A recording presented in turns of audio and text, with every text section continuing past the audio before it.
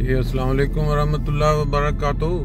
दोस्तों, इस वक्त हम फ्रैंकफर्ट जर्मनी के अंदर घूम रहे हैं और शाह का जो टाइम है उससे तकरीबन 10-15 मिनट भी बाकी हैं, तो उस टाइम को थोड़ा इस्तेमाल कर लेते हैं।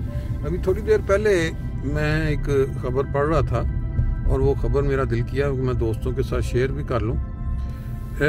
पाकिस्तानी कौम में ऐसे ऐसे हीरे और जवाहरात हैं जो दुनिया जहान में कभी ना कभी नाम पाकिस्तान का रोशन करते रहते हैं। आपको पता है कि पाकिस्तान बनने के बाद शुरू में जो नाम रोशन किया पूरी दुनिया में वो कौन शख्स था? उसका नाम था सर ज़फ़रुल्लाह खान।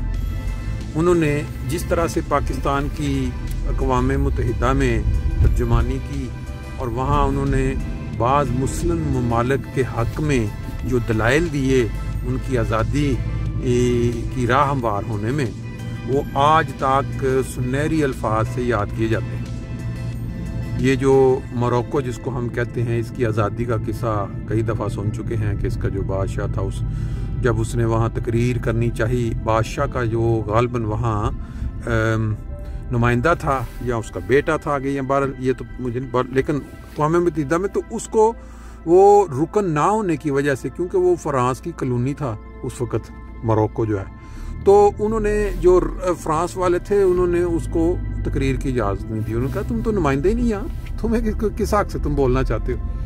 तो सर ज़फ़रुल्लाह खान का जो खून था उसने जोश मारा।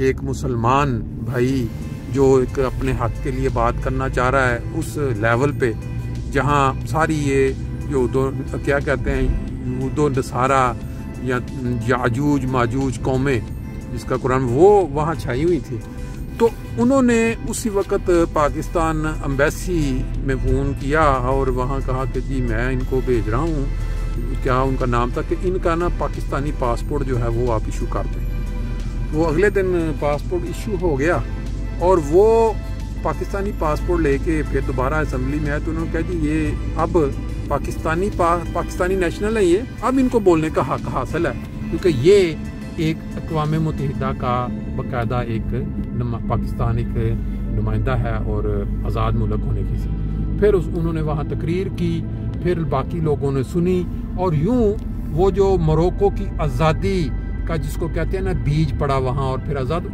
वो कहते हैं पता नहीं कितने साल तक वो जो उनके वो लीडर थे वहाँ मोरक्को के, उन्होंने अपने जो दफ्तर था उसके अंदर सर ज़फ़रुल्लाह खान की तस्वीर लगाए रखी और उस पाकिस्तानी पासपोर्ट की कि ये हैं वो दो चीज़ें जिन्होंने हमारी मुल्क की आज़ादी का एक ज़रिया बने।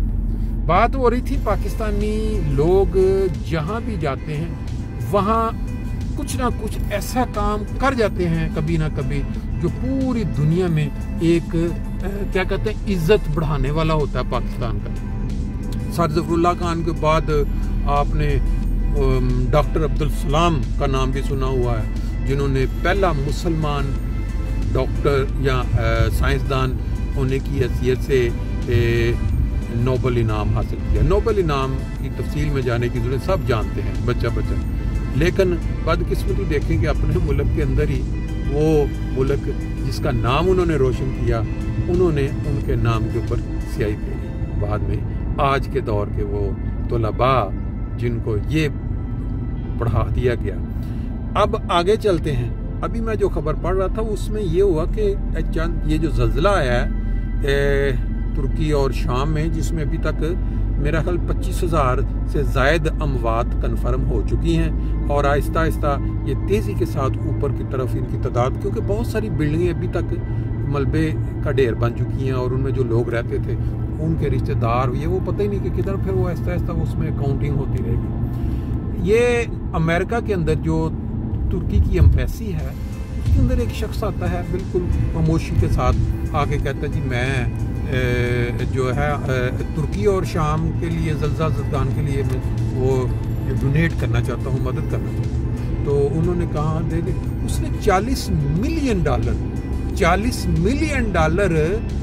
ऐसे कहना बड़ा आसान है, और फिर उसके अगर रुपए बनाए तो आप देखिए कितने अरब रुपए पाकिस्तानी बनते हैं। वो उसने डोनेट किया और ये कहा जी मेरा नाम आप बताने की जरूरत नहीं। बहरहाल उसकी आइडेंटिटी एज ए पाकिस्तानी उधर हुई कि ये पाकिस्तानी है, लेकिन उन्होंने अपना नाम और ये वो सारा शो करने से। ऐसे ऐसे लोग आज भी दुनिया में मौजूद हैं जिनको अल्लाह ताला ने अगर नवाजा है तो वो अल्लाह की मखलूक के लिए खामोशी के साथ कितनी कितनी बड़ी कुर्बानी। आज के दौर में आप जानते हैं कि इंसान को माल और दौलत की जो हवस है इतनी ज़्यादा है कि अपनी सकी औलाद और अपने बहन भाई इवन के अपने माँ बाप को भी वो तहस नहस करने से नहीं दरेग करता। ये पाकिस्तान में अक्सर आपने वाक़यात देखे हैं कि वालिदैन किस तरह बुरे हालात में रह रहे हैं और औलाद ने उनको घरों से निकाल दिया है पैसे की खातिर, लालच में आके।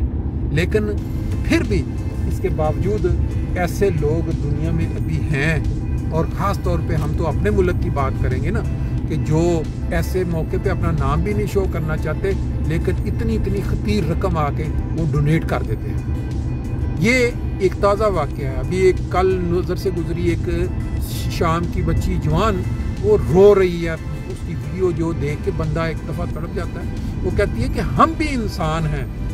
तुर्की के लिए जहाज़ हम देखते हैं कि आ रहे हैं दुनिया से, हमारे मुल्क में शाम में भी तबाही हुई है, हमारे भी लोग उसी तरह मरे हैं जिस तरह तुर्की में, लेकिन हमारी तरफ दुनिया का कोई रुख नहीं है, कोई इस तरह। ये सिर्फ सियासत की मार है कि जिस मुल्क के ऊपर कोई वाली वारिस है, जहां लोगों को नजर आता है कि हमने मदद करनी है तो हमारे कोई इसके अंदर कोई शायद बल्ले बल्ले भी होगी, तो वहां तो लोग उतरते हैं। लेकिन एक तबाहशुदा हाल मुल्क जिसका कोई वाली वारिस नहीं इस वक्त नजर आ रहा, उसकी ऊपर यह है कि कोई नहीं कह रही है कि मदद के लिए।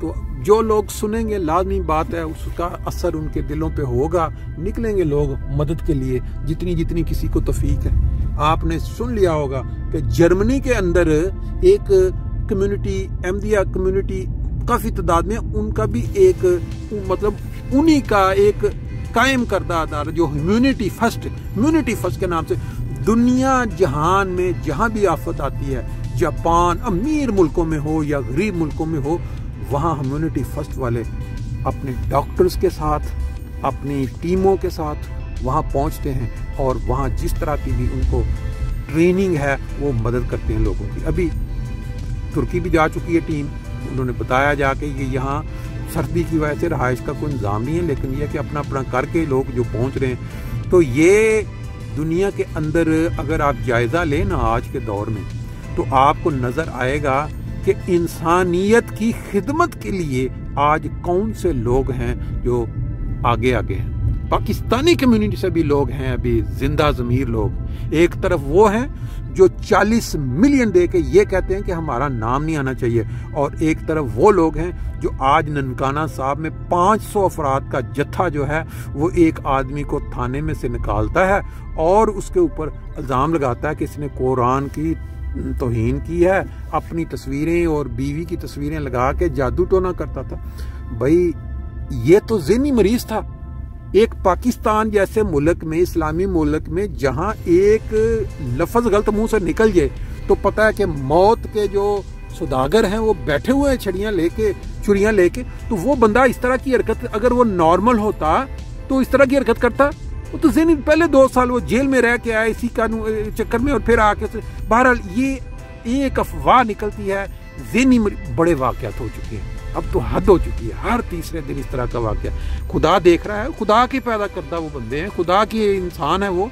तो अब अल्लाह पे है कि वो कब इनको अपना वो मज़ा चखाता है, जिस तरह पहले सिखा चुका है एक दफ़ा। लेकिन ये लोग समझते नहीं हैं, पता नहीं कोई बात इस बात की नहीं समझ में आती कि ये क्यों इस तरह का सिस्टम है। बहरहाल ये लें जी, हम अपनी मंजिल पे पहुंच गए, बाकी इंशाल्लाह फिर